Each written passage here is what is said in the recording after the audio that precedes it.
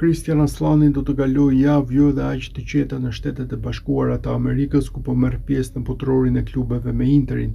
Kjo pasi emri i mesfushorit shqiptar qarkullon gjerësisht në diskutimet e merkatos së këtyre ditëve në Itali.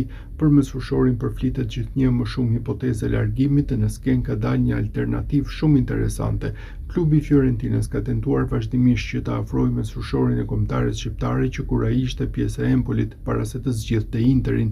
Tani që Aslani mund të largohet nga zikaltrit, zërat janë shtuar edhe për shkak të kërkesës së trajnerit të ardhshëm të Fiorentinës, Stefano Pioli. Mediat italiane raportojnë se trajneri i cili do të kthehet në Serie A sapo të mbyll kontratën me Al Nassr në Arabinë Saudite e kërkon Aslanin që të jetë pjesë e projektit të ri në Firenze, pasi vlerëson futbollistin të cilin e ka parë në vitet e kaluara si kundërshtar në fushën e lojës. Njëkohësisht edhe Interi pritet i hapë rrugë lëvizjes së Aslanit në një moment revolucioni thuajse total të disa reparteve të ekipit.